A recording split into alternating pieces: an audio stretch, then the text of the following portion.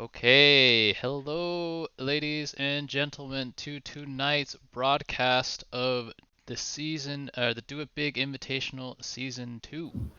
Tonight we will just have the one game between Team Andyland and Team Support Diff. Andyland 3-0, looking like strong early game or early season favorites thus far. Support Diff, after coming out of the gates hot at 2-0, have dropped their two most recent games. So looking to get back into that win column. We're going to get both teams loaded into the lobby very, very soon. And then we will get into some pre-game interviews, as you guys have all come to love. Gonna check in with both teams very, very soon. Chungus, do you have anything you want to ask either of these teams? Um, I can't think of anything right now. Maybe Okay. in the post game. Okay. No worries. Don't want to put you on the spot. I'm just curious. Okay. So, let's see here.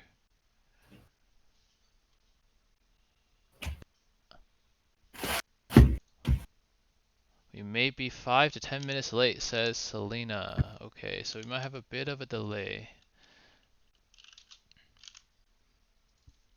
Okay, so a bit of a delayed start then here, ladies and gentlemen. We apologize for that. One member here of Support Diff uh, with a bit of a late check-in tonight.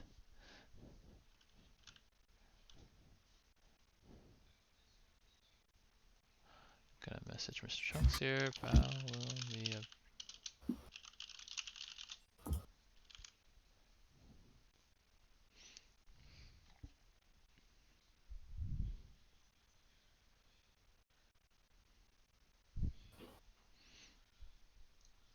Oh no, I forgot to click begin for the missions, so I didn't get any of them. Oh no. No, I hate that you actually have to do that. It doesn't make sense to me. That, yeah, it's not mine. yeah. Ooh, we already got a follow today. By the way, ladies and gentlemen, I think that does bring us to 99 followers. So, if you want to be the 100th follower, just hit that follow button if you haven't already done so. Welcome to Joker Casts. I've not seen you around before, so hopefully. Oh, boom. Okay, Riceboy127, I think, will be the 100th follower of the channel. Congratulations. That's Uh, pizza. is that pizza, really? Yeah, Wait, yeah. wait, wait. These people are watching, but they weren't. Princess Handjob? Let's go.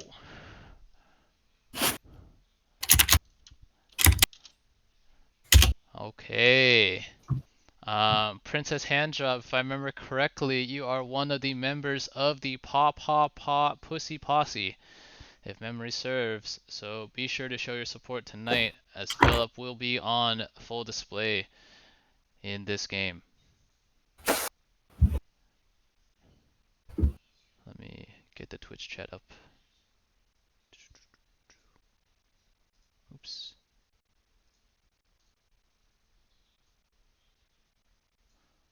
Wait, where is my...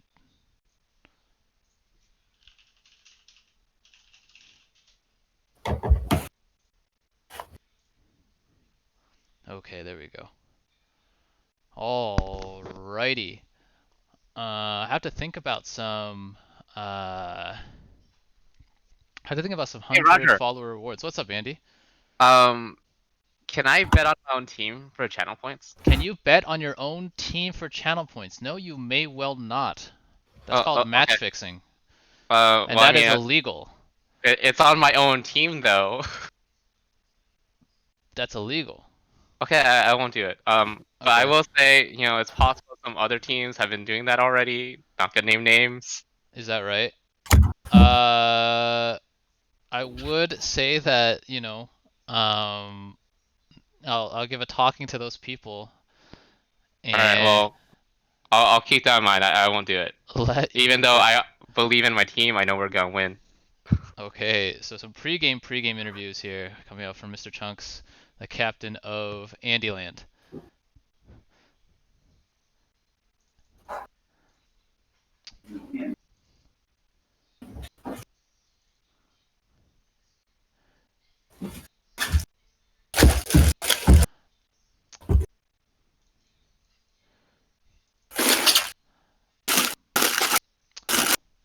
For all of you other viewers, though, remember, with these channel points, you can redeem them for some juicy rewards. And, oh, okay. Okay, so there's an extra word here, Philip, but if there was a champion that was your personality, who would it be? I mean, my first instinct is probably Singed because I'm hella toxic. What else? Hmm.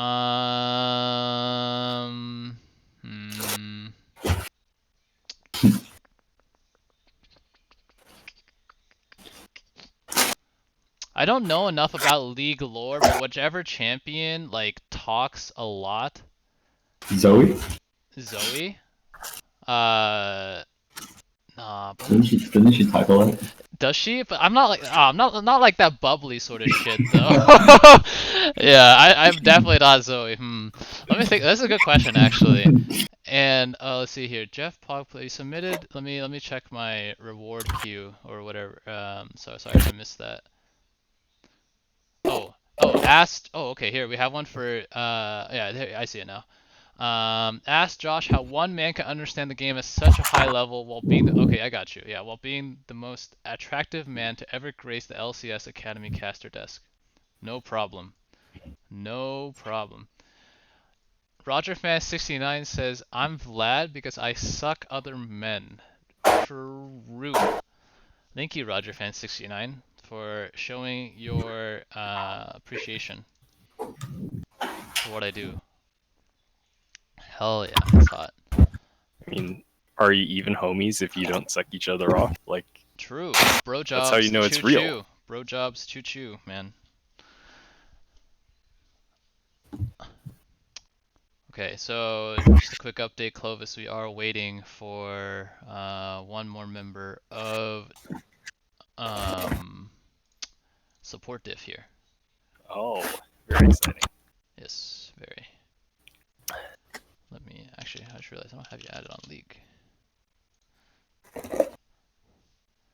Yep, cock. True. Hello to T Brizzle. Have not seen you here either. Joshi asks, Clovis, does that mean that you and Joshi are homies? Oh, we're definitely homies. Ooh, poggers. All right. Whoa, Nova Glotia converting from a Prime Gaming sub to a Tier 1 sub. Poggers. Let's go.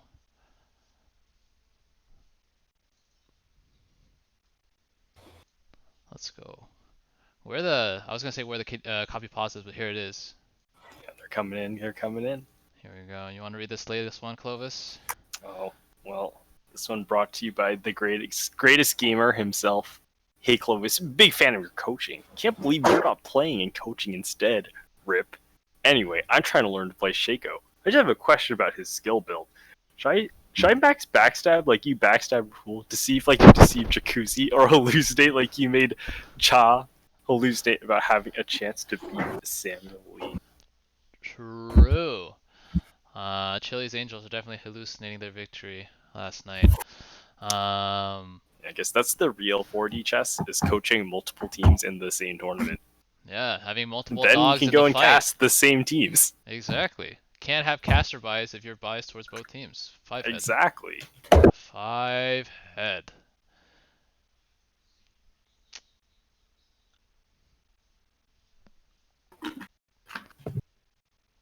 How's everyone doing this fine Thursday evening? Doing good. Yeah. I wanted it to be the weekend because there are going to be a lot more games on the weekend. Yeah. Got some big matches coming up. Just going to tease the viewers a little bit here. One game a day, Yeah. and then boom. A little appetizer. Indeed. Indeed. I am definitely excited for Andyland versus Hapuma Matata coming up tomorrow at 8 p.m. Pacific time. That will definitely shake things up on the scoreboards. Yeah. Puma Matata, by the way, similar position actually as Supportive, both teams at 2-2. So should be a good test for both of those teams up against Andyland. A good test for Andyland as well, playing this back to back. See if they are really up to par. Okay, and we do have our last member of support diff in the lobby now, so I'll let you guys see that. Doom. Okay, so here it is, ladies and gentlemen. We have the lobby made here again. Andyland will be on the left, support diff on the right. Okay, and we will get the pre-game interviews going very, very soon. So I'm gonna get the interview. Can I get Gordo, Joshi, and Andrew?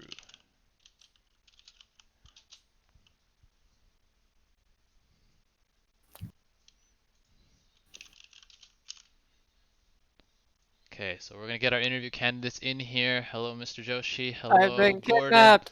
You have been kidnapped indeed. Not by me, by the way, but by our viewers, because someone redeemed channel points to ask you a question. So you should feel very, very honored. Wow. Yeah, some stream interaction. All right. Gonna wait for Andrew. Andrew, join my chat.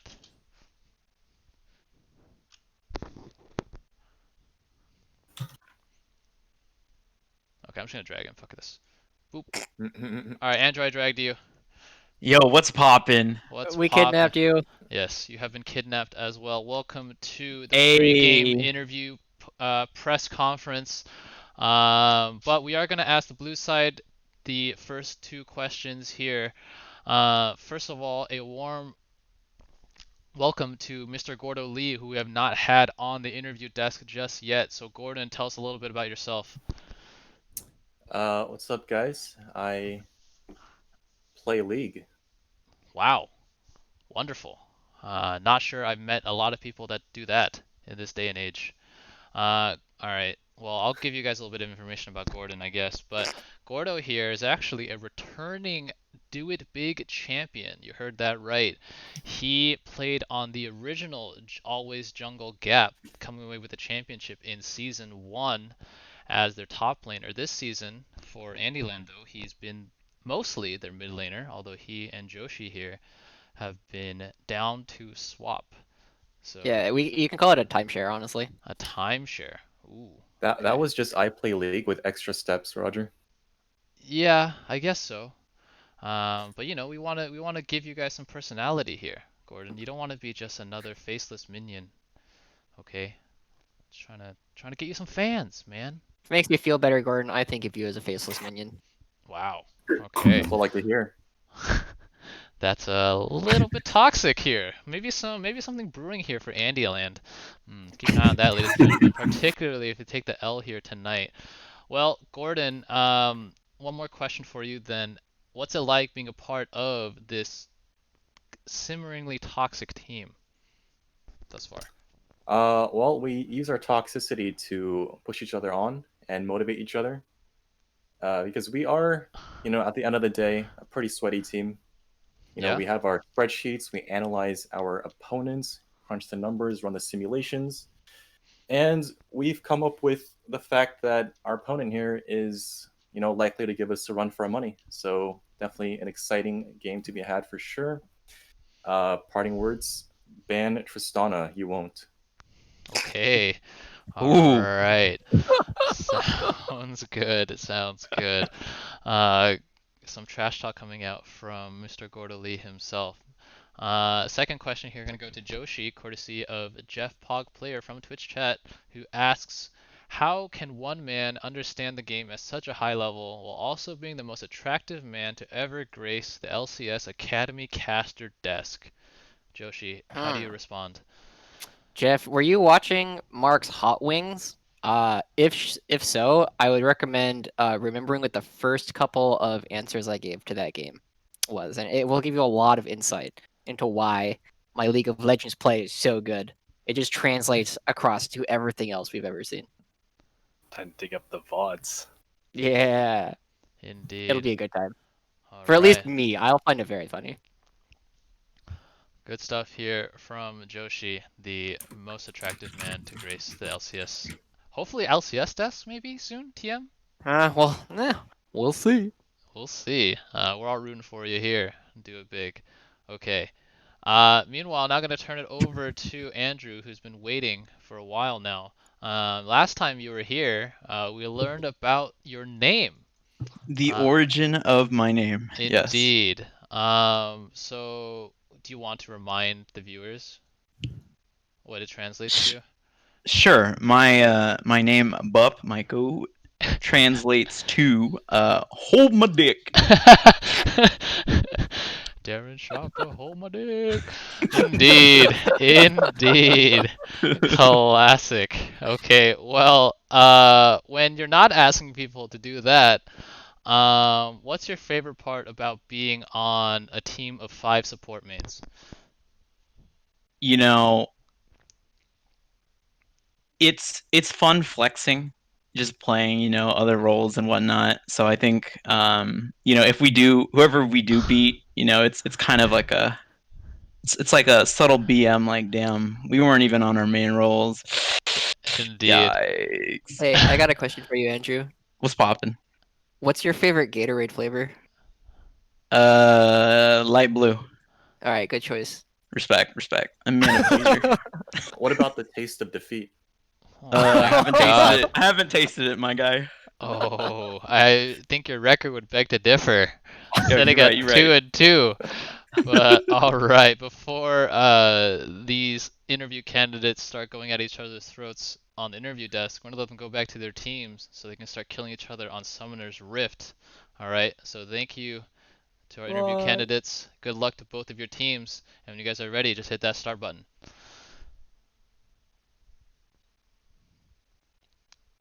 Okay, so we will get loaded into the game very soon.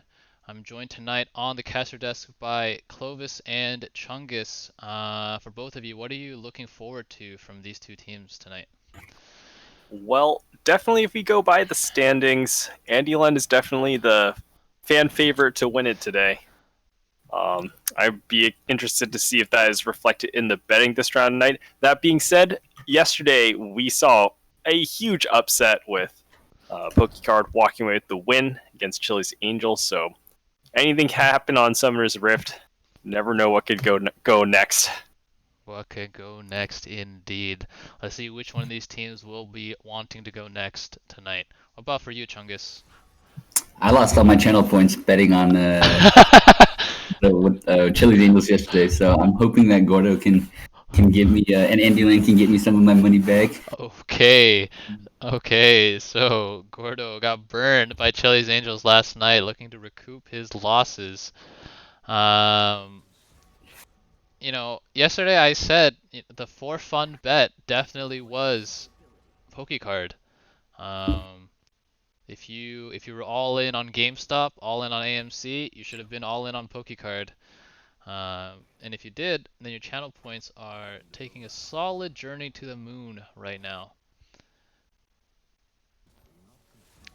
Okay, so let's talk through some of these bans real quick. So for Andyland, going to be very player-specific bans. Vlad and Wukong both played by Bao Bao in their 2 wins, and Swain has been a favorite of Mr. Andrew, aka Hold My Dick.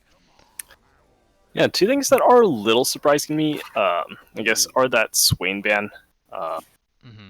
That's a little bit odd to me, just because we've already seen that Andyland is willing to play Swain themselves, but they value banning it more than picking it away.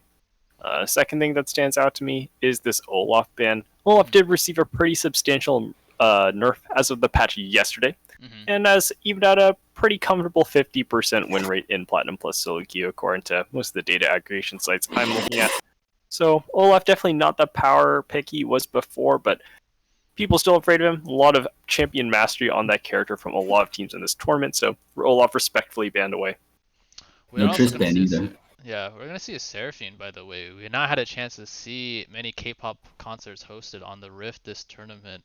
That champion, as far as I'm concerned, is Omega Busted. So we are gonna potentially see some 3, 4, 5-man encores here.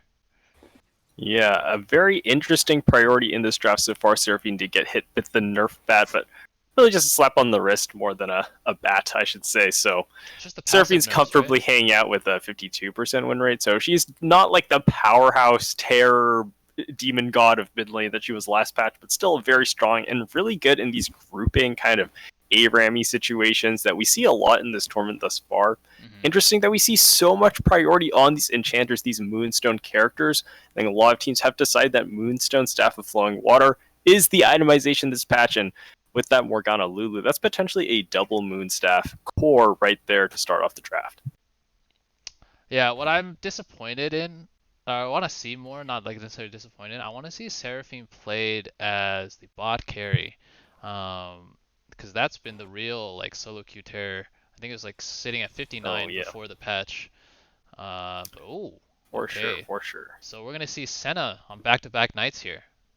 Well, as you would expect no less from a team of only support mains, we have Senna, Lulu, and Morgana all locked in. This pretty solidly confirms that Senna is being played in the AD position. There's a little bit of flexibility here, so we don't know for sure this is Lulu support. There are a lot of lane options. There's a world where you see Morgana mid, Lulu top. There's a world where Morgana does play jungle. That is a viable pick. Morgana jungle can clear at a pretty respectable clip and show up in those team fights with her AoE ultimate. On the Andyland side, though, we see these big team fighting tools. Seraphine, Misfortune ult, a very terrifying combo as you slowly walk towards your death through a hail of bullets. There's no Matrix dodging that one. And then we see Hecarim, a perennial power pick in this tournament thus far.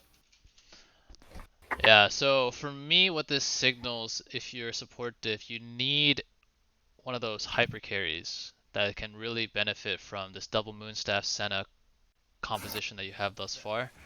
Olaf in the last patch would have been a perfect candidate in my opinion, but that was banned away. So I'm really curious what they're gonna go with here. Yeah, interestingly, they actually opted in banning the Olaf themselves as support diff. So yeah, it will be interesting to see what they choose to round out their team comp with. They have plenty of utility. They don't have a lot of engage in CC, actually. They have a lot of defensive CC, but they don't have a way to start fights, and that's going to be really important because a big component of the power of Moonstaff is the move speed you're getting. You really activate your melee champions and your tanks, not just the mages. So to me, that's something that people don't always understand about Moonstaff. You don't have to use the AP; it's the move speed that's really valuable. And there's the Sejuani lock-in, who comfortably uses both the move speed and the AP. An excellent choice. Yeah, Udyr here on R4 would have been so good. Pick him on LCS and also can, with the speed ups and the Black Shield, can just be unstoppable. Look at this press R comp coming out from Andyland. Oh my goodness. Yeah, that is one thing I do want to say is that Andyland has definitely shown the most flexibility and dynamicism in the draft. They played a really different strategies every single game, and very different strategies depending on the opponents they're playing. For most of the other teams, we've seen them play pretty consistent styles. We've pulled down, plugged in different pieces. Andyland has definitely shown a lot of strategic diversity. This has to be a filler pick. That's a filler pick, I feel like. Let me double check. I mean, it could technically be a Garen top, but I'm gonna keep an eye on my messages here. It could be Seraphine support, Garen top, Yon mid. Yeah, I think that's the most likely here. Okay, I'm a little surprised by that because it leaves their composition very physically damage oriented. I mean, Yone does a lot of... Okay, so the hyper carry of choice will be Viego. This should be the first Viego of the tournament. I'm so excited. Huh, is this the game to bust it out, though?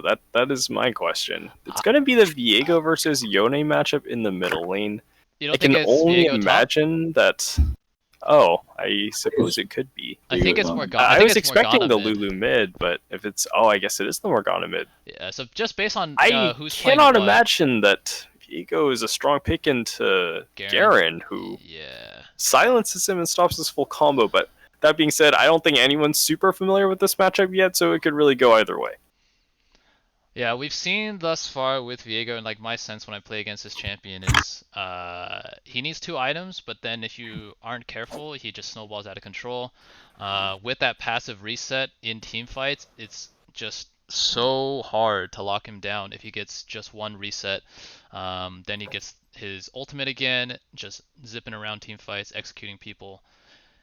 And also has a good amount of stuff to steal as well if you think about the basic abilities of each of the champions on Andyland. Yeah, one thing that I think is going to be super critical, gotta keep your eye on this during this match, is the side lane control. We do see from Andyland a composition that is a lot more dynamic, a lot more mobile. They can play in the side lane safely with either Yone or Garen in split push. They can even have both of them playing the 1-3-1. On the other side, we have only really Viego who can comfortably split. So maybe this Morgana solo lane can clear side lanes and rotate back, but she doesn't really want to be overextended against a potentially mobile threat like Yone. So if support diff falls too far behind, they're going to be in a really ugly situation where they're pressured in from all lanes and they need to start a fight to engage. But the only tool they have to do that reliably with is Sejuani ultimate. So potentially a precarious situation. That being said, if they get ahead, they're going to be in a really commanding position with 3 enchanters, 3 sources of healing from Moonstaff or from in-kit healing from the Senna Q, and they'll just be able to endlessly siege with the threat of Sejuani ultimate. So really pay attention to the early snowballing this game. All right. By the way, ladies and gentlemen, the prediction is live, so put in those channel points. Chungus, gotta recoup your losses here. If I put it on support diff, there's 1 to 4, 4.8 odds. Oh my goodness. All right, so early returns here. Andyland heavily in the lead here, 79% going towards them. So about 4 to 1. Ooh, okay, someone just threw a good amount. I just dumped everything. That's That's me. Chungus putting some down on support diff. Oh, support diff coming back a little bit now, 72 to 28. We'll see. It says 10 points cast. How do we know if we predicted? You'll know because next to your name, it'll have either a 1 or a 2 plus the little crystal ball icon. Buy the dip on support diff. True. Yeah, this is certainly the time to commit if you are a support diff fan, or perhaps if you are a hyper-rational person, you could buy insurance points and then bet against your favorite team. That way, if they win, your favorite team wins, and if they lose, then you still get channel points. So depends upon how risk-averse you are. Did you know that Stephen Hawking famously bet a magazine subscription against his own discovery being true? So in the off chance that his discovery was proven false, he would have a free magazine subscription to keep himself company.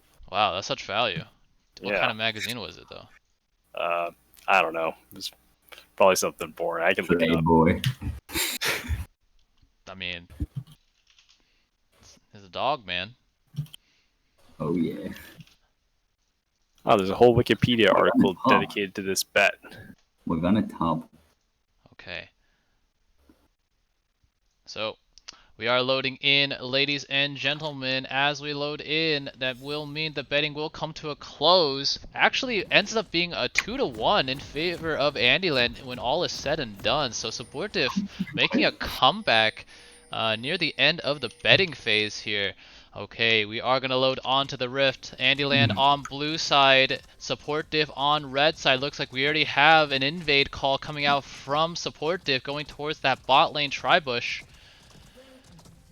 Oh, let's see if they walk it properly and hug the Yeah, wall on. I love this Senna skin, by the way, the clopping. Oh, they're doing it.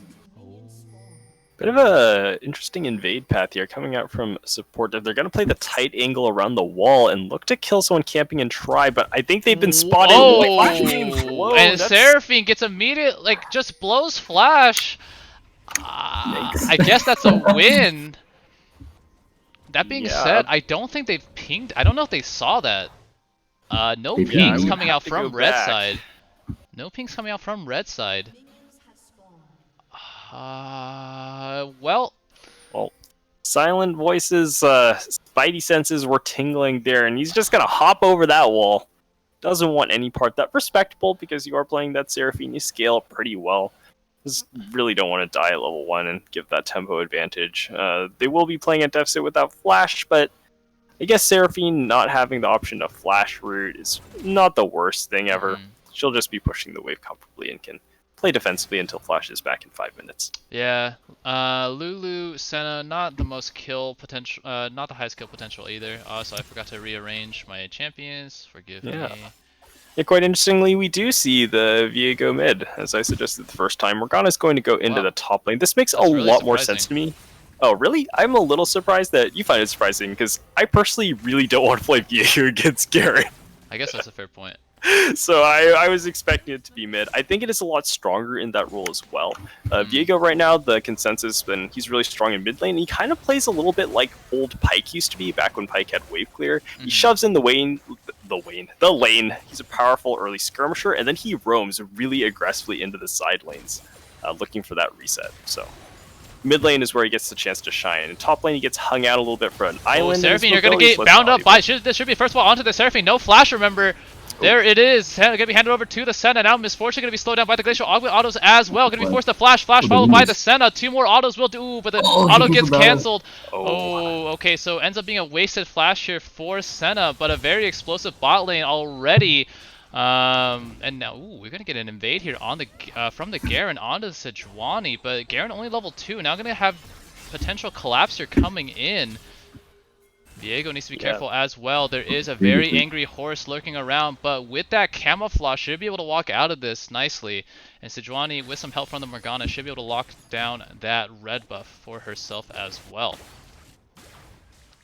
Yeah, something that I'm a little concerned about, I guess, is this Morgana versus Garen matchup. It's going to be pretty hard for Garen to impact the early game. He should be getting shoved in by Morgana pretty soon as Morgana has those points in pool. Morgana's going to look to try and neutralize the laning phase. Hold that thought. We're just constantly fighting here. Dueling here. Viego with the early priority, but now Ghost going to be used by Hecarim. Going to potentially aggressive It's a onto 3v2. Sejuani, but Sejuani able to pick up the crab and actually heal a ton. Stun going to land onto the Hecarim. That's going to be a dead horsey very, very soon. Now Viego able to steal Hecarim's body here with the Spirit of Dread. Let's see if he has the devastating charge as well. Black Shield going to go down here. There should be Derek Garen. Double kill in favor of Viego so far. And there we go. There is that Viego mid with the early priority, able to get a double kill. Andyland was able to pick up Sejuani in the process, but thus far looks to be good for support Diff. Yeah, I'm really surprised that support Diff actually came out on top there. For a really long time, it was a 3v2 situation. Andyland had the collapse. But I guess that's the power of that Morgana coming in later, getting the wave push with W, and having the CC to impact those early skirmishes. Garen has the damage, but ended up getting kited out. Couldn't really do much more after finishing Sejuani off. Gets caught out by the Darkbind on the tail end of that fight. Yeah.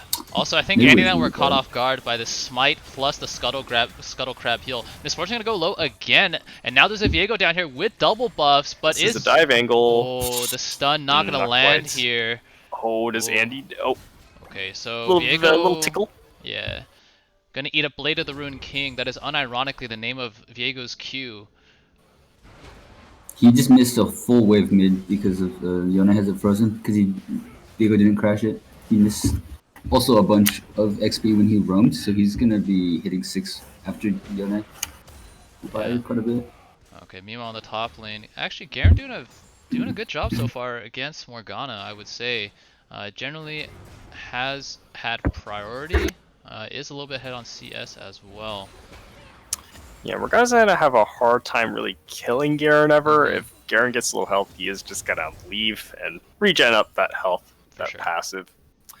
That being said, Garen is going to be really annoying pretty soon. If he can get to 2 or 3 items, Morgana will just never be able to match him in the side lane ever again. He won't have the damage to kill him. He's going to walk away, heal back to full health, then spin back in the next wave. So eventually this will become problematic for support Diff. They can't beat this Garen later. They need to stay ahead and maintain that tempo lead so that Andyland's forced to engage into them. That's where their comp is strong.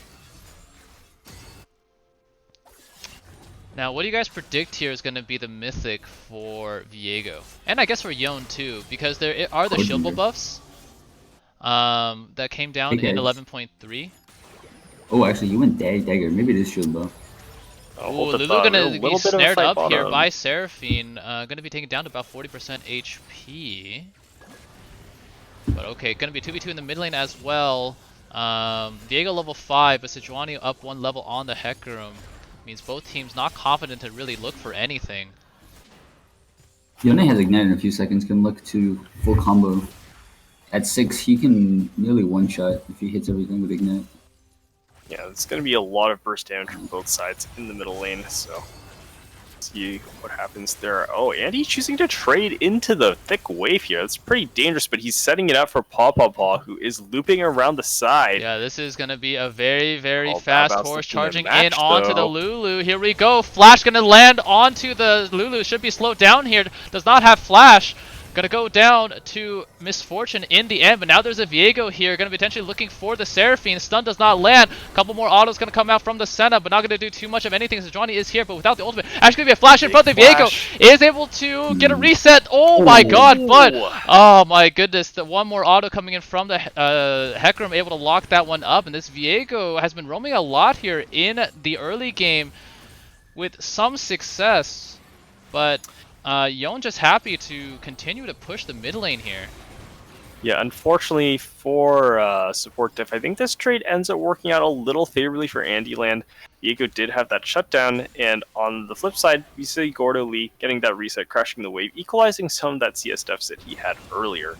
And with that shutdown from Baobao's heading over to Andyland, Andyland is actually going to tie up the gold lead. Support Diff is going to try and pick up the dragon here as a little bit of consolation, but I'm not sure it's going to be given for free by Andyland. Yeah, Hecarim and Yone both with their ultimate abilities here going to do a ton of work if they can find a cluster of champions. And this dragon Teleport resetting. is not available for Garen. Ooh, the Cenobine missed as well. Here we go. Onslaught Shadow's going to go in. The Mountain Drug will be stolen by Hecarim. Now Yone in the back here going to deal a ton of damage, but now it's Hecarim getting on top of support Diff. Viego going very low, but Hecarim will die first. Yone going to be slowed down here by the Glacial Augment. A very, very fast possessed horse coming in from Viego. Let's see if we can get a couple more autos down. The ult reset will be able to pick up the Yone as well. So after getting Dragon stolen away, ends up being a 2-for-1 in favor of support Diff. Yeah, I think that ends up being pretty even. Extra kill for red side, and Andyland will walk away with the Drake. I think both teams are okay with that outcome. It could have been better, could have been worse. Andyland's going to be happy that they won't have to challenge for that Dragon's Soul until they're all farmed up and ready to fight. And I think support Diff will be happy to have that kill, trying to accelerate their tempo and blow the game open before it gets too late and Garen is not stoppable for them. We have a bit of backseat casting here coming in from Twitch chat. Charles pointing out that Andy and Yifan, aka Michelle, were lane partners in Season 1, so a little sub thread to keep an eye out on as this game goes on. Thus far, the bot lane advantage, I would say, in favor of support Diff. Senna sitting at 2-0 and 2, plus a solid 20 CS lead on the Misfortune. Yeah, that is going to be a pretty scary Senna going for that Kraken Slayer build path, it looks like. So expect Sequenzu coming in second. Makes sense given the nature of their team composition. They need that sustained damage. Can't afford to play a more utility-oriented or cooldown-based caster Senna build. Yeah. I think one thing we're going to need to keep our eye on is Garen, who is growing an enormous CS lead over this Morgana. Very unusual for the Morgana matchup. Normally, Morgana has CS lead from that W pushing power, but it's very hard for her to challenge Garen right now. And she's actually the one getting bullied here. Alright. One thing to keep an eye out on here as well. I think Sejuani getting very antsy. Wants to use her ultimate here. Has been lurking bot lane for a solid minute. And now Morgana out of mana here. Hecarim is here as well. This will be a very, very dead Morgana. Oh, okay, no. The Devastating Charge got used way early there. Will mean that Hecarim does not have the move speed to be able to get on top of the Morgana underneath her turret. Would have been a pretty safe dive again, given that Morgana was out of mana. But Morgana with the flash, able to escape that gank, should be able to reset and teleport back to lane. So long. Even if this game Here works we up, I'm go. going to lose so many camps. This has to work. Sejuani gonna go in.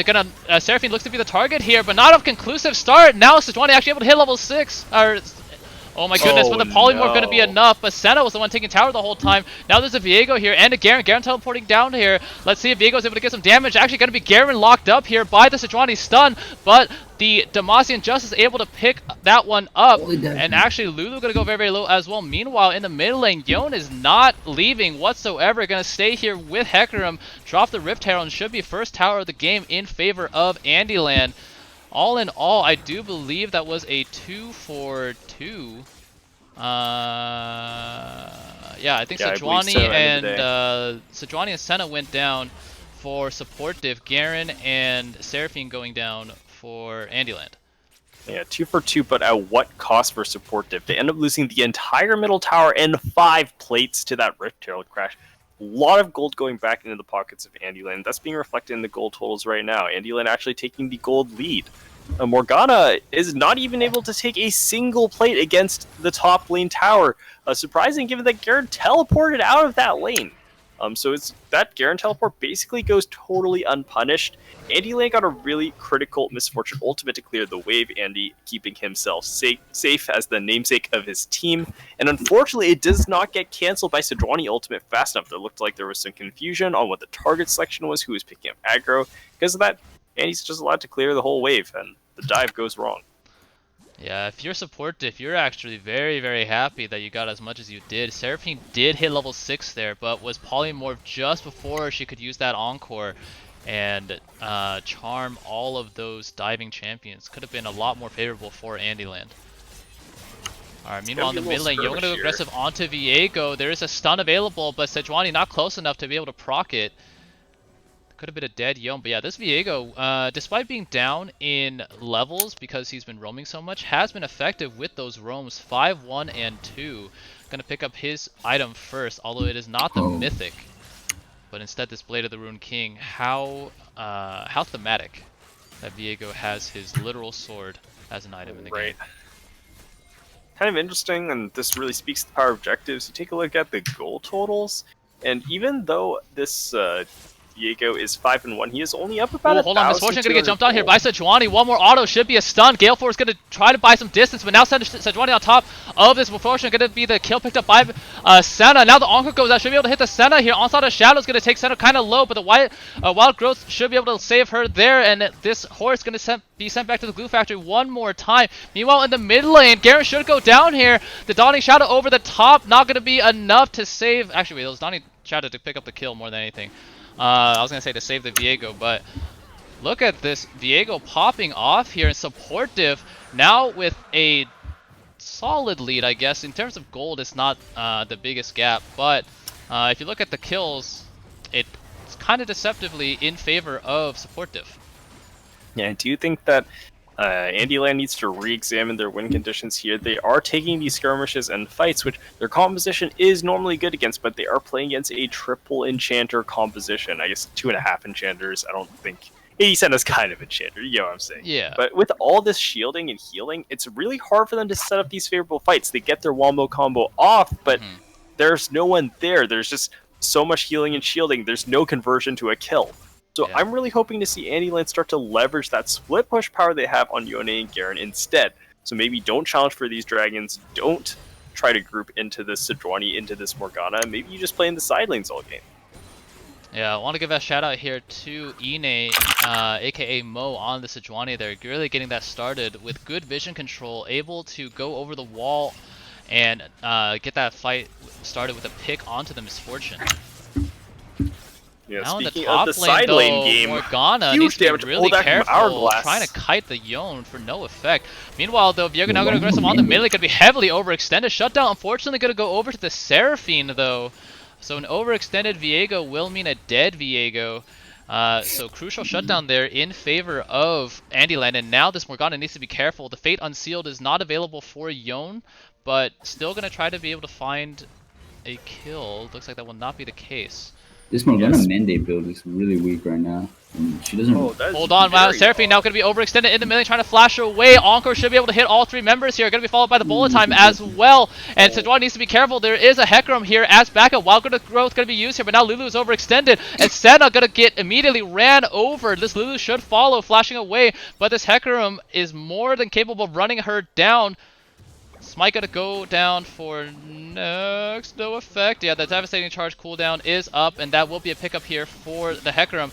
And now Sejuani is gonna actually flash into the path of that Fate Unsealed ultimate coming out from Yone for nothing in favor of Andyland, and now this is a definitive lead. Where did it all go wrong? Support Diff was in a pretty comfortable position after they secured that second dragon, but it's all goes away in smoke here at the 15-16 minute mark. Just as I was saying earlier, Garen and Yone playing in the side lanes. Support Diff feels like they have to force something, and Viego gets picked, CC'd in the middle lane, and then just everything falls apart. All these skirmishing champions from Andyland suddenly activate, suddenly become powerful. Support Diff have to have all 5 members, and they need to be stacked on top of each other. Otherwise, this utility is not going to give them value. Jungus, were you saying something? Oh, Senna and Lulu just misplayed it. They sat in the entire duration of the Misfortune ult, basically. Yes, true. Definitely some execution failure there. After they lose Viego, they definitely need to just reset, go back to managing waves, fix those side lanes. But I think dogpiling in after they had already lost a member, that was a little bit of an overreach there. It's tempting in the moment to try and think that you can equalize the play, get a kill back.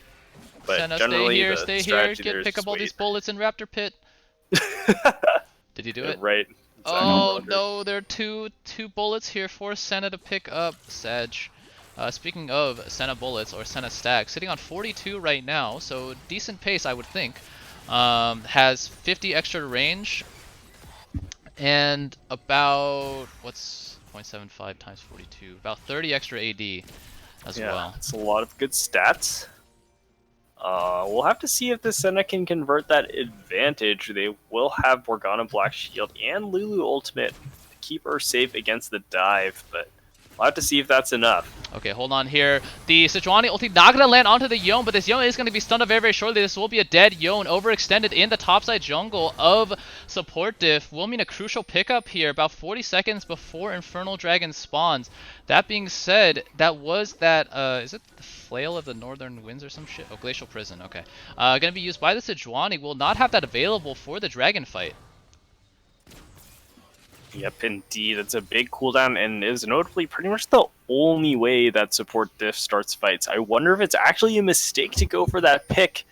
Gordo Lee is going to be respawned in time for Dragon, and Sejuani Ultimate will not be back. And honestly, you're probably okay if you're Andyland spending 300 gold to turn off Sejuani Ultimate. Alright, Pentaquonk Peter. Oh my god, Peter, you're just the fucking Mr. Bill Chunks, Gates Andy, you need to get out of there. Anko gonna go over the wall though, and should be able to charm with the Viego here. Only hitting the Viego will mean that Hecum's actually gonna be overextended. Hecum gonna be forced to use the onslaught shadow, trying to escape here. Gonna be stunned up by the Sejuani. Donnie Shadow over the top, able to pick that one up. Garrett now overextended as well. Gonna take damage, gonna be stunned up here. Meanwhile, Yone trying to do as much damage to the backline here, but not gonna be enough in this game thus far. Bow Bow, Viego resets. There's MF going down here. Looks like Seraphine is gonna follow. Only Yone living, but maybe not for long. Okay, that was a flash by the Viego. Kind of over aggressive there, really feeling himself, but overall 4 for nothing in favor of Support Diff. Who needs Dragon, they say. Gonna be a random fight started near the topside river entrance of mid. Yeah, really unfortunate start there by Andyland. They thought they were baiting, they thought Mr. Trunks was setting that up over the wall, but they realized too late. Hold on, that Senna gonna be overextended here against Yone. Actually, so much damage. Ignite gonna go down as well. This Oh my goodness. That, the Fate Unsealed, or sorry, what is it? Soul Unbound. How annoying is that? The E is called Soul Unbound and the ult is called Fate Unsealed. Oh, Jesus Christ. But anyway, the Soul Unbound mini Z mark proc did so much damage to the Senna there. Yeah, I don't know why Senna walked up into that. Oh, this place. The way to remember, Soul Unbound, it's when his soul leaves his body, and then Fate Unsealed, it seals your fate, because when you get hit by Yone ult, you die instantly. I know this as a AD carry player. the hitbox is ginormous. I don't know. It's almost as egregious as Seraphine Ultimate hitbox. Yeah.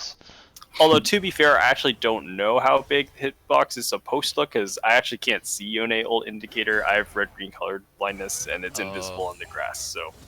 Thanks, Riot Games. Accessibility. Unfortunate. You hear that, Beakro? Yeah, if you could get them to actually change the spell indicators to a different color, like blue, it'd be really awesome. But alas. Speaking of, Mr. Misfortune Chunks, is going to be you overextended can't again, be going to be there. snared up by the, wow, actually Maybe going to you go can. onto the Lulu. Lulu forced to flash away with the Wild Growth on top of herself. Now though, Yon going to get Gordo. found. Oh my goodness gracious alive. Viego just murdered Yon for lunch and takes his body while he's at it. Going to be strutting around here in the bot side jungle of Andyland. Wow, executing him through shield bow as well, really impressive. Honestly, that I did not see that kill on my screen, but Babaus knows his champion, knows his damage, and converts that really nicely as a very comfortable 1.5k gold lead on Yone. Is going to win the side lane for a long time. Misfortune actually going to get bounded up by the Senna as well. This will be a dead Misfortune. This Encore not going to do too much. They're actually going to be able to pick up the Senna. Senna drew tower aggro there, unfortunately. So it ends up actually being a 1-for-1. The Seraphine needs to be careful, though. Viego has a reset on his ultimate available for a gap closer. Okay, not anymore. A messy and bloody game here. Indeed. Not sure who is going to run away Viego, with it yet. Neither Viego team looking has a here as decisive well lead. within the camouflage. Ooh, not able to find the Hecarim just yet. Gonna But be yeah, back this to is wait a control. fiesta of a game. Yeah. All these chaotic fights. I think part of why this game is so chaotic is Garen that gonna these find teams have... Sejuani here. Alright, Sejuani should be able to get over the wall. Garen It's does Garen. not have Garen, flash. Garen can't catch people. Yeah. Maybe he had look at 3 flashes, he could have killed Strani, but alas. Okay. Yeah, I think part of why this game's so messy is these team comps, totally different win conditions, right? We see Andyland having this, a lot of these skirmishers, a lot of these bruisers and melee champions, and then we see support diff with all this healing, right? So either the supports get one shot and then Andyland cleans house, or nobody dies and chain heals each other, and then Andyland slowly dies over the course of a minute. Right. There's not that much anti-heal coming out. I want to see Seraphine go new Purifier. New Purifier is actually really, really That would good. be a excellent idea. I like that idea a lot. Does have the Oblivion Orb, so could be building towards that. Garen also with the Executioners as well. So 2 sources of healing reduction so far for Andyland. Interestingly enough here for Senna, by the way, the second item going to be the Rapid Fire Cannon, so not the meta build that we've been seeing recently with the Ginsu's Rageblade. But that BF sword, I guess that really implies eye edge through to me. Is there anything else that could be? I don't think so, which I feel like is a really big grief. Senna already, let's see how many stacks she has. She has 60 stacks, so she has 45% crit already. Hold on, Seraphine going to be caught out here, going to be forced to flash over the wall again. That's one thing I want to point out as well. We haven't really seen these huge encores that we know Seraphine is capable of. I wonder if Andyland is not as practiced on that champion as they could be. But keep an eye out here on how Garen and Hecarim position themselves between Seraphine and the enemy champions. The Seraphine ultimate can be sent through allies and extend that range. So maybe they're looking for that sort of setup, but they haven't been able to find it just yet. Yeah, haven't been able to set up those flanks. The front-to-back team fight, I think, really does favor support Diff. They get to get all their healing onto their Sejuani. It's so efficient with the resists. So I want to see Andyland look to set up flanks if they're going to win this game. Alright. As we take a look here, all flashes except Seraphine's up for this potential dragon fight. Meanwhile, for support diff, Senna will have flash very soon, so it looks to be just the supports without flash. Hold on, Hecarim going to be charged here by Sejuani. Aftershock going to be probably very, very early here, but it's this Hecarim going to be forced to use on-shot of Shadows very, very defensively. And actually, the Sejuani ult is going to land, but it's going to be a huge 3-man Yon ultimate over the wall here, but now going to be immediately stunned by the Viego to go down before he can go back to his body. Now Hecarim going to charge back in without the on-shot of Shadows, though. Garen is going to get blinded up by the Senna, so eventually going to start getting cut out very, very soon. Let's see if the stun is able to land. Looks like that will not be the case. So far, just 1-4-0 in favor of support diff. But that will be enough for them to secure the second Infernal Dragon, third Dragon of the game for support div, which will put them on Infernal Soul Point. Ooh, that's a very scary win condition for this team comp. They're just not going to die because of all the healing, and then they're going to just... Yeah. These enchanters will tickle you to death with Infernal Soul procs, so suddenly they actually have a way to kill you. So really don't want that to go over to support diff. If you're an Andyland fan, if you are a support diff fan, you're getting excited to pick up your sick winnings, collect your pot, because they're looking very comfortable in this game state. Indeed. So let's keep an eye out here. By the way, again on these Senate, ooh, the 69 stacks, Poggers. Not picking up yeah, it wants to stay at 69 apparently. 2 bullets there in the Raptor pit. Not going to be picked up here by Sun. I love this skin, by the way. Look at just clopping around. So neat. Okay. Anyways. Okay. So, kind of deja vu there. I think the last 2 or 3 Onslaught of Shadows here have been used offensively by Hecarim, which if you're Andyland, you do not want. That is a huge engage tool. Also, we saw there, ooh, Yon gonna potentially get picked here by Viego again. This will be a dead Yon. Oh no, stung another guy. There it is. This Viego now 10-0 and 2. Or 10-2 and 6. Sorry, 10-0 and I don't know what I'm talking about. But anyways, a huge pick onto the Yon here. Let's see if they try to translate this into a Baron attempt. They have good it's a Baron tricky damage. Baron for them. Mm-hmm. I think. Yeah, obviously you don't want to put themselves in a pit with Seraphine ultimate, Misfortune ultimate, Hecarim ultimate all around, but it could be used as a bait potentially. Ooh, Very true, alright. very true. Garen pressuring Morgana. Morgana will trigger those chains, but it's not really going to convert into anything. Just needs to use it to live. But Morgana needs to be Joshi's careful not here, done though. yet. This is a dead Morgana. Yeah, so Morgana walking way too close. Going to be a huge pick for Garen in the side lane. So a pick of mid laner for top laner in this game. And should be a trade of tier 2 turrets as well. Looks like Garen actually going to take this time to recall. Okay, Yeah. so huge tier One thing 2 mid pickup for support diff. I guess gives them the upper hand in that trade. Sorry, go ahead, Clovis. Yeah. Thank you. But they're bouncing the wave off bottom, so Joshi will get a lot of money back that way. And I want to keep my eye out on the itemization here, because I think one issue I see from support diff is they really only have physical damage. Morgana and Sejuani have a little bit of ambient magic damage, but you're not really afraid of that if you're a tank. And we see that Deadman's Plate for Garen. We see Bramble Vest there for Hecarim, also getting that healing reduction. If they get enough armor items, I wonder if support diff will lack the damage to seal out these fights. Okay, we have a bit of a death bush here being set up by Andyland as well. So far, support div not really down to get into this Baron pit for some vision. Ooh. And Andyland gonna run out of patience. Is gonna start this Baron for themselves. Sejuani is in the neighborhood. Let's see if she is. No, she's actually going to walk towards mid here. So Garen going to try to buy some time here while her team takes Baron. Oh, here we go. Baron down to about 3k. This should be could look for the steal, but it's blind. Okay, so Baron going to be taken here basically uncontested in favor of Andyland. But now this Garen going to be overextended. Going to go down to the Lulu. Bullet time not going to be able to find anything there. Let's see if Viego's able to find some resets here. Yon is a little bit delayed on the retreat here. And Garen, Viego Garen. Gordo, the Ooh, input but Garen, buffer. okay, the input buffer able to use the Fates Unsealed there to escape.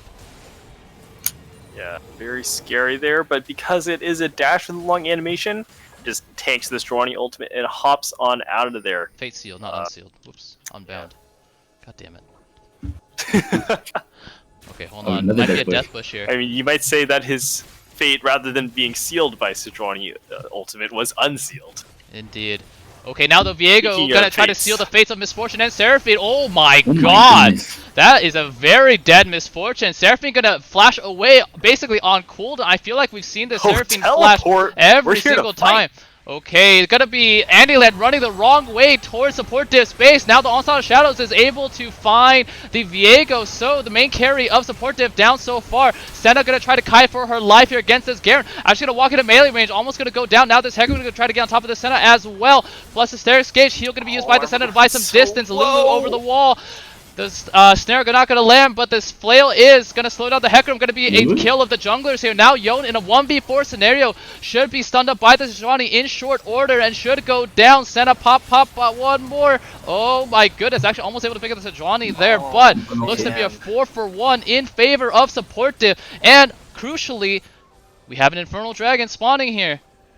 Oh, they go so low, but at the end, Lulu does not fall and just triggers Moonstone through that whole fight.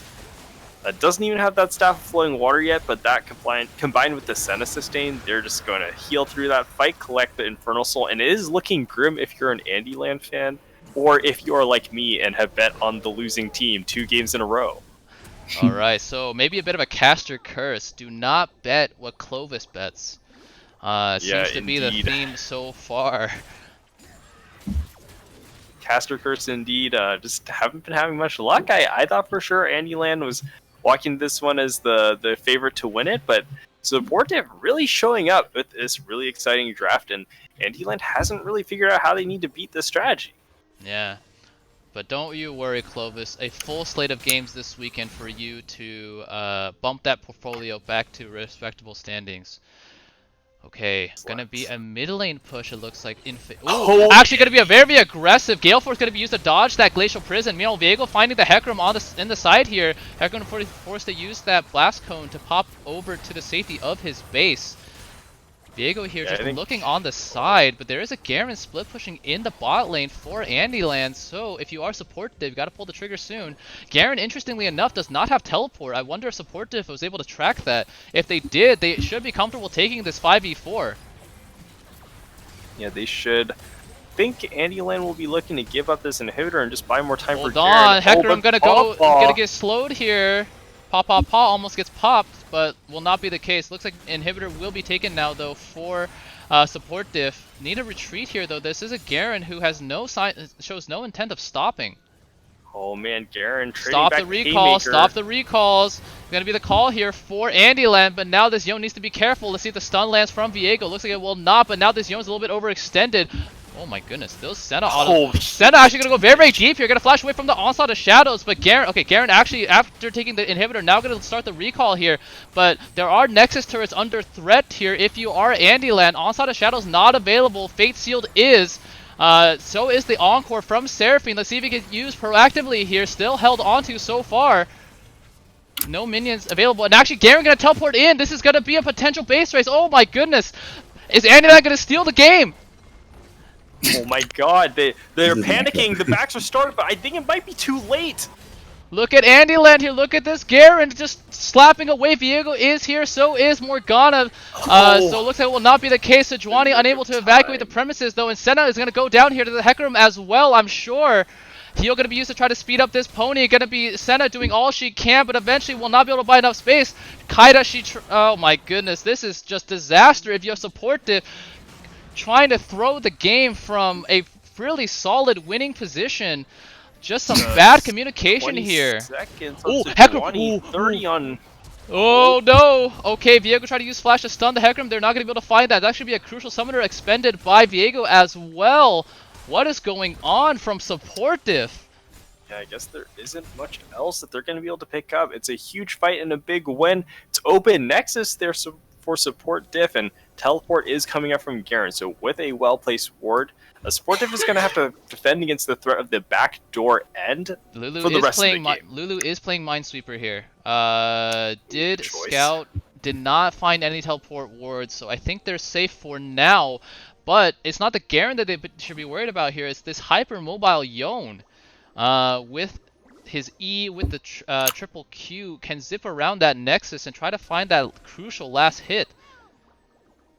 Yeah, it's lurking there in the shadows, but he's going to reset here in preparation for our next objective, which I believe will be the Baron spawning in 10 seconds. And unfortunately for support diff, that is the objective furthest away from their bottom inhibitor.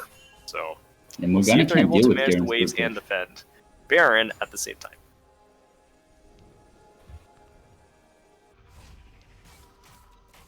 There's a lot of vision going down. We see the control ward set up by Andyland. A little bit of deep vision in their own jungle that they need to watch out for. They're kind of walking over that pixel bush ward over and over again. So support diff is kind of a very good idea of where Andyland is looking to set up. Ooh, interesting. Andyland commits to playing in the bottom lane. I think they're actually threatening to end. They don't care about this Baron at all. This Senna needs to be very, very careful. Okay. Yeah, gonna she take gets one on more out of there. hit. I really hate this. Baron. I really hate this Senna build, by the way. These are 4 crit items being built on a champion who thus far has been given almost 75% crit chance. Oh wait, they nerfed the hell out of this? They changed the stacking mechanic for crit in Senna, but she gets a reduced critical hit damage modifier. She does less damage with her crits, so when you build all these crit items, it does not scale as well as other champions. Sure, you do get some crit for free, but after you start turning your crit into bonus lifesteal, it's not that efficient. Like, it really is. Lifesteal's fine, but could have much better items here, like Winsu. Right. Good item. Specifically Gwinsu's. Yeah, Indeed. Gwinsu, pretty good item. Okay, we see here Garen gonna walk through some wards as he resumes his quest for the Nexus. Will trigger some recalls coming in here from support Diff. And now, with this dance being danced by both teams, Elder is actually on the table as well. Yeah, and I think with all these objectives on the map, it's going to start to favor Andyland once again. They have a team that can start these, and I don't think Supportive is in a position to challenge. Yep, there is that start. Almost all members of Supportive showing inside the base here will give Andyland the free, uncontested Baron. Oh, that's really dangerous, because if Andyland picks up Baron, I don't think there's anything that's going to stop them from picking up Elder Dragon as well. Other than maybe Supportive starting it themselves. Okay, Supportive is dancing around here. There is a control ward for can't. Andyland on Elder Dragon. Looks like Andyland gonna apply pressure here just by walking top lane. Garen gonna play the cutoff man here as well. Looks to be sussed out by Morgana in time. But yeah, if you're Supportive, you gotta pull the trigger here, or else your team, your base is just gonna collapse in on itself. There is a bot lane inhibitor still down. And this turret is going to get taken just by the sheer force of these caster and siege minions. Yeah, we're seeing some of the weakness of Supportive's composition come into play. They have such a strong early and mid game, but now they are fully reliant on Sejuani though, here we go! Okay, never mind. I don't know. Sejuani walked in the melee range of Garen, then walked all the way back out. Yon actually used the Soul Unbound there, does not have that available for at least the next few seconds. The bot inhibitor did respawn Morgana right there to scoop those minions up, hopefully within a respectable amount of time, because she has a terrible time killing siege minions. Okay. Yeah, speaking of being bound, Morgana is in the bottom lane managing the wave, cannot bind any of Andyland's champions in the top side. True. And it looks like Andyland will take that top tower, their Baron power play, and then walk their way over to the Elder Dragon with tempo. Okay, if you look here, Senna building executioners will probably translate that into the Mortal Reminder, will mean that she has 100% crit from items this game. So that extra 40% crit, now 50% crit from her passive, going to just translate to extra lifesteal. Which is it's fine. Yeah, but if you're trying to lifesteal, a lifesteal, lot more exciting. Yeah, if you're trying to drain tank your way as Senna through a fight, you're not going to have a good time.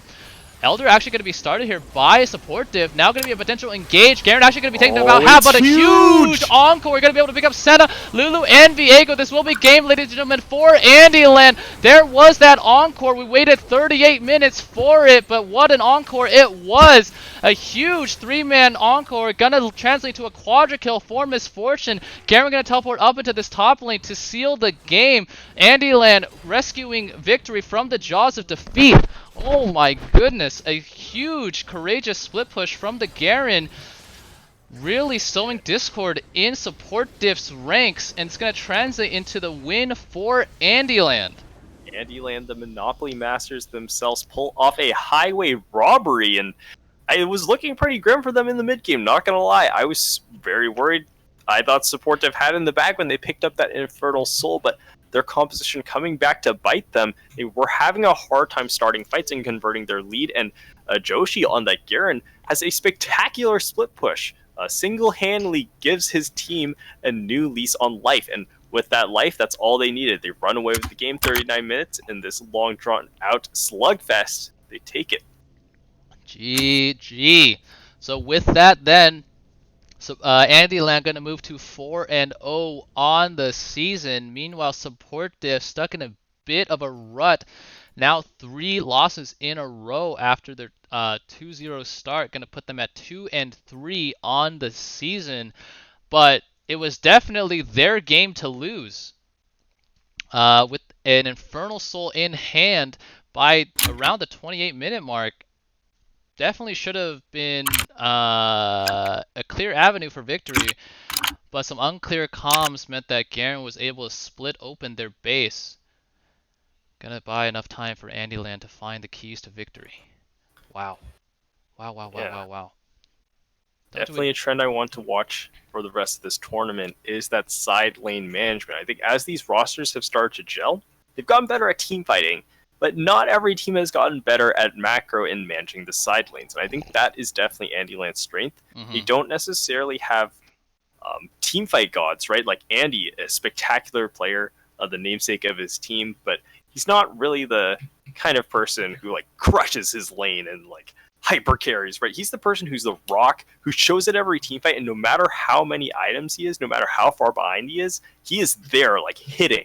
Like, you think that you're ahead? No way. And he's going to show up and out team fight you every time, right? But he's not going to like bust the lane open. And Joshi, he's not a player who's super well known for crushing his lane and snowballing, but this is a team that knows where to be, and every player knows their job. And when they play these dances on the split push with Joshi doing the shot calling, they have a huge advantage over these less coordinated teams who panic and aren't sure what to do when the side lanes are bad.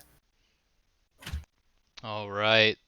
Good summary here. Yeah, definitely some things to work on. But, you know, for other teams in the league, we did see Andyland thus far looked pretty invulnerable, I feel like. But definitely some weaknesses revealed there in that game. At least it showed that they had the potential to lose. As it stands, still remaining undefeated though. We'll be happy with the result, if not with how it came to be. Okay, with that, ladies and gentlemen, let's hear from Andyland.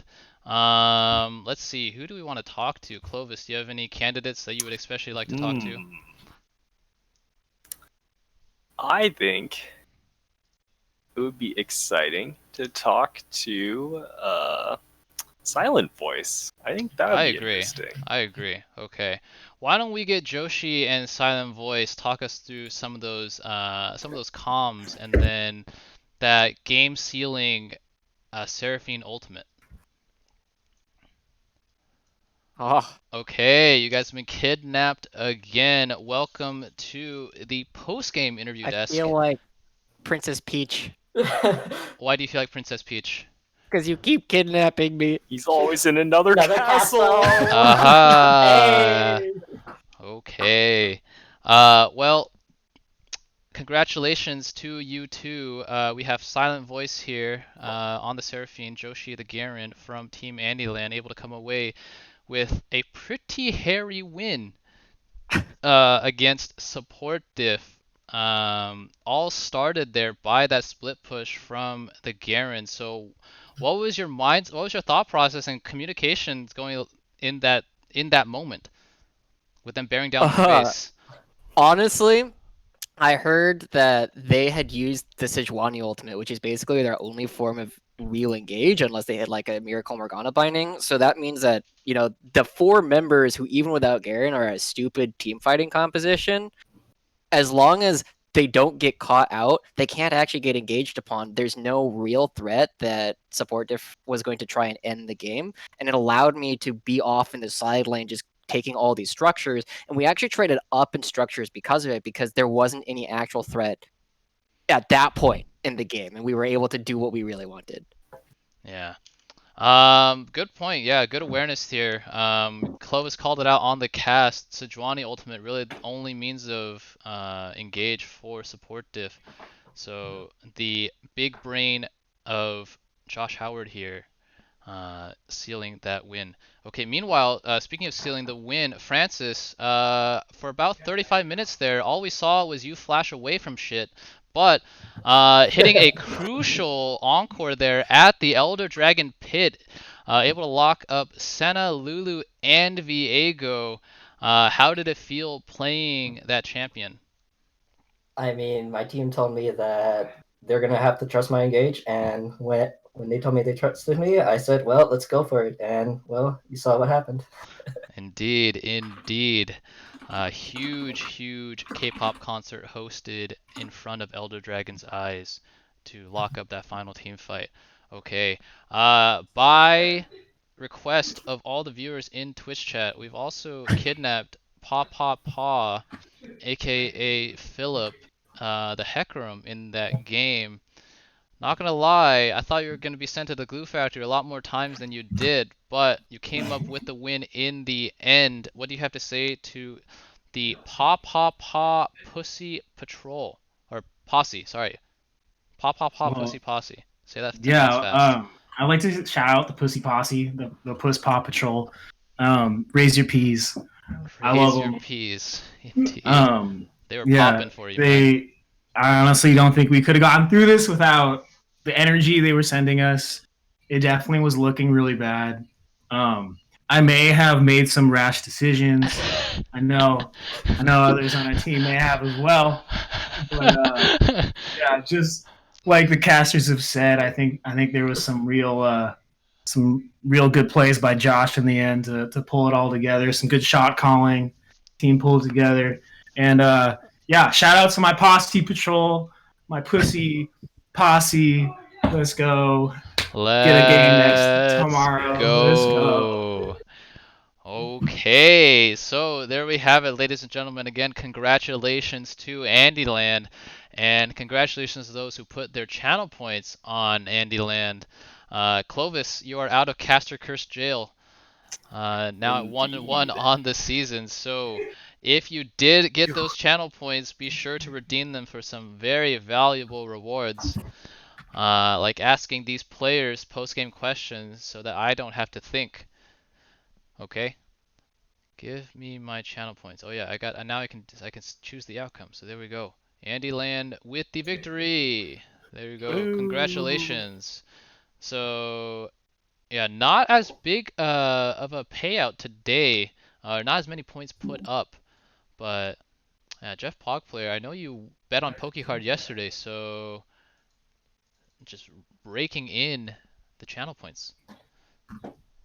Yeah, Prophet Jeff. He's just gets him every time. Gets them every time.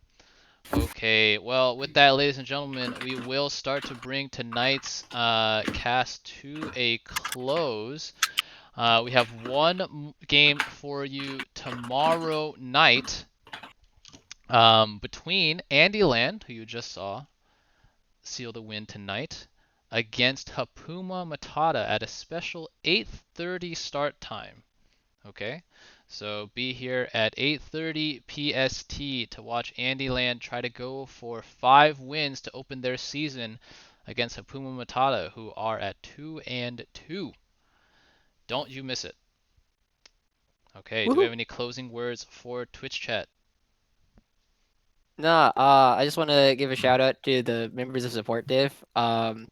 This was by far our closest game so far this tournament, and you did it with a weird ass comp that we had no real way of expecting. Like the lane swap kind of threw us for a loop, and honestly, like I was so stressed this entire game. So props to you for putting that on us. All right, so yeah, maybe some weaknesses in Andyland here. Maybe that toxicity may be coming to a boil. Who knows? Let's keep an eye on that. Okay, Clovis and Chungus, any other thoughts as we look forward to a weekend chock full of games? Thank you for this exciting game. It was really a joy to watch. We had a real nail biter this time, and looking forward to see what happens to Andyland's Gilded Road. What's next on this path for them? Indeed. Okay, so with that then, ladies and gentlemen, remember we are going to be live at 8:30 PST tomorrow night. Don't miss it. Don't miss your opportunity to win even more channel point rewards. With that, this will bring tonight's cast to a stream. Good night, Twitch chat. Good night, sweet dreams. Good night.